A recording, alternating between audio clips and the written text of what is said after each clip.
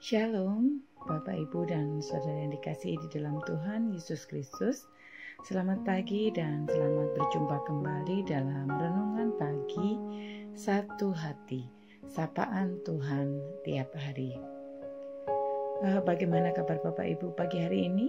Mudah-mudahan selalu sehat, bahagia bersama keluarga ya. Sebelum kita mendengarkan renungan firman Tuhan, mari kita bersama-sama berdoa. Bapa Surgawi, terima kasih atas firman-Mu. Firman-Mu ini adalah kebenaran hidup dan terang bagi kami. Firman ini juga menjadi makanan bagi jiwa kami dan penyegaran bagi roh kami. Tuhan, kami ingin mempelajari firman-Mu melalui bimbingan Roh Kudus-Mu, sehingga kami bisa bertumbuh dalam kasih karunia dan dewasa secara rohani dalam iman. Saat kami mempelajari sabda-Mu, kiranya nama-Mu semakin ditinggikan, karena hanya Engkau yang patut dipuji dan disembah. Engkau yang kudus, baik, pengasih, dan penyayang. Bukalah mata kami untuk melihat kebenaran-Mu. Bukalah telinga kami untuk mendengar suara-Mu. Bukalah hati kami untuk menerima apa yang Engkau miliki bagi kami masing-masing. Dan bukalah bibir kami untuk hanya mengucap apa yang memuliakan nama-Mu. Dalam nama Yesus kami berdoa. Amin. Bapak, Ibu, Saudara yang dikasihi Tuhan, ayat renungan kita pada pagi hari ini diambil dari Yohanes 21 ayat 18 sampai dengan 19 yang akan dibacakan oleh adik Christopher Bayu, Jemaat Remaja GKJ Condong Catur. Monggo, silahkan Dek itu. Bacaan firman Tuhan pagi hari ini diambil dari Yohanes 21 ayat 18 sampai 19 yang demikian. Aku berkata kepadamu, sesungguhnya ketika engkau masih muda, engkau mengikat pinggangmu sendiri dan engkau berjalan kemana saja kau kehendaki. Tetapi jika engkau sudah menjadi tua, engkau akan mengulurkan tanganmu dan orang lain akan mengikat engkau dan membawa engkau ke tempat yang tidak kau kehendaki. Dan hal ini dikatakannya untuk menyatakan bagaimana Petrus akan mati dan memuliakan Allah. Sesudah mengatakan demikian, ia berkata kepada Petrus, "Ikutlah aku." Demikian firman Tuhan. Terima kasih Dek itu untuk pembacaan firman-Nya.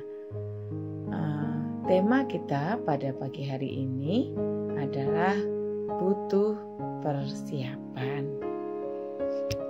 Bapak Ibu, dalam setiap peristiwa yang akan kita hadapi selalu dibutuhkan persiapan yang baik.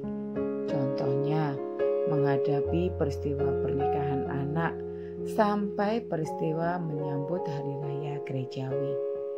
Namun ada satu peristiwa yang juga membutuhkan persiapan yang baik, yaitu persiapan menghadapi masa tua. Persiapannya lebih rumit karena meliputi persiapan iman, psikis, sosial, dan bahkan materi. Nah, Bapak Ibu, kita sering mendengar kiasan tentang masa tua, yaitu tua-tua keladi, semakin tua semakin menjadi. Tapi faktanya tidak sedikit orang yang menjalani masa tuanya dengan sembarangan, kekhawatiran, kesepian, post-power syndrome, atau bahkan depresi karena sakit. Hal ini biasa menyerang seseorang di masa tuanya. Akibatnya, bukannya menjadi teladan dan berkat, seseorang malah bisa menjadi beban bagi orang-orang di sekitarnya.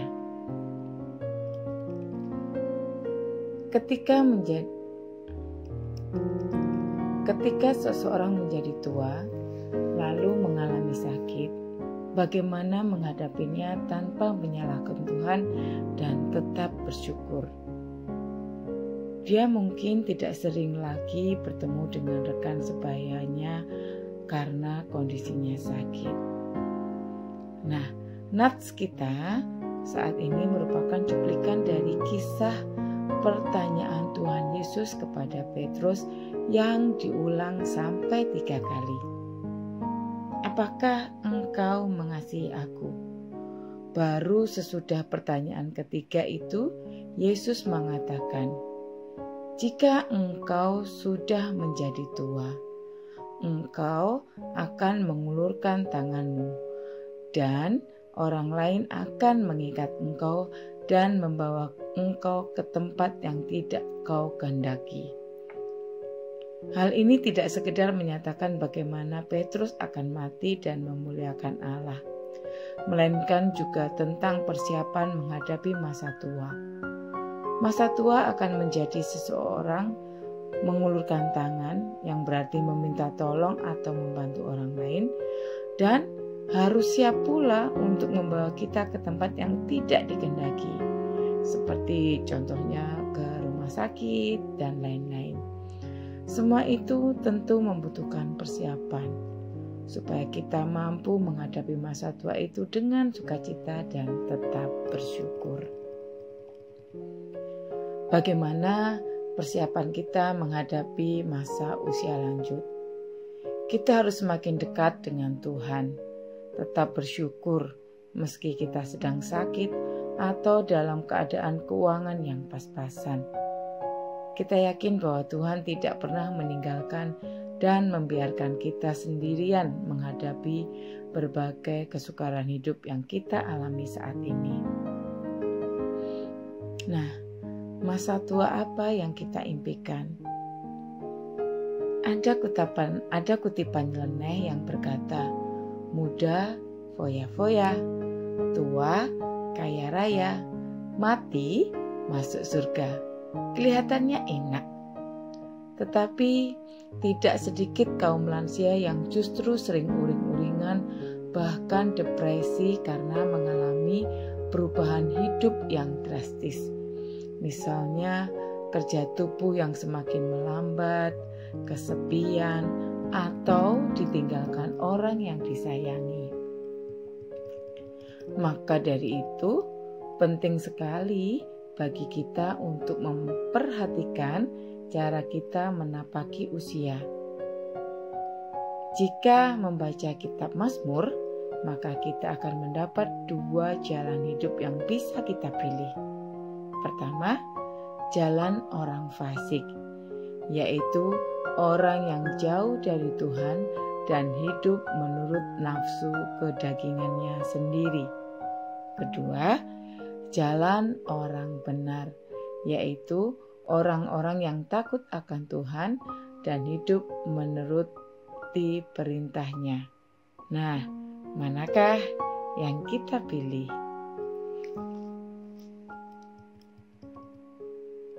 Dalam sebuah buku tentang usia tua yang ditulis oleh Philip Yancey, di dalamnya dibicarakan hasil riset dan wawancara terhadap orang-orang tua yang diadakannya. Yang menarik adalah orang-orang yang sudah lanjut usia itu mengatakan bahwa mereka tidak pernah merasa diri tua. Dalam pengertian, mereka tidak merasakan dirinya yang di dalam itu menjadi tua. Dirinya itu tetap sama, tapi waktu mereka melihat cermin, mereka menyadari bahwa secara fisik mereka berubah jadi tua. Tapi dirinya yang di dalam mereka katakan tetap sama dengan yang dulu. Dan kalau saya pikir-pikir, ya betul, sekarang kita usianya sudah 40 tahun ke atas. Dan kita pikir-pikir, bukankah diri kita itu masih sama dengan waktu kita SMP dan SMA? Diri kita masih sama yang dulu. Inilah yang harus disadari oleh orang tua, bahwa yang tua hanyalah fisik, tapi dirinya tetap sama. Nah, secara mental akan ada perubahan dalam diri seseorang yang menjadi lanjut usia.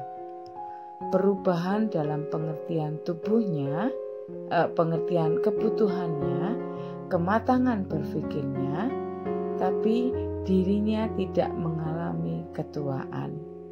Semangat itulah yang perlu kita siapkan sedini mungkin, supaya sejak awal kita tidak memiliki rasa tidak berguna, rasa tidak mampu melakukan apa-apa, karena kita lebih banyak atau lebih sibuk memikirkan bahwa dirinya tidak berguna. Cara pandang yang benar tentang masa tua akan membuat kita menapaki usia di dunia ini dengan benar, berapapun usia kita saat ini. Demikian firman Tuhan. Marilah kita akhiri renungan kita pagi hari ini dalam doa. Terima kasih Tuhan atas firman-Mu yang Engkau berikan pada kami. Kiranya apa yang Engkau firmankan bisa kami tanam di hati kami masing-masing, dan kuatkanlah kami untuk melakukan apa yang Engkau firmankan sesuai dengan kehendak-Mu. Biarlah perkataan-Mu menyegarkan jiwa kami, menghidupkan hati yang lemah dan lesu, dan membangkitkan harapan dan kasih. Berkatilah hidup kami, agar kami tetap dapat berkesempatan mendengarkan firman-Mu kembali. Ajarilah kami bahasa firman-Mu dan bimbinglah kami untuk selalu hidup sesuai kehendak-Mu, agar kami dekat padamu. Di dalam nama Tuhan Yesus Kristus kami berdoa dan mengucap syukur. Amin. Demikian renungan satu hati kita pagi hari ini. Sampai bertemu kembali pada kesempatan yang akan datang. Shalom.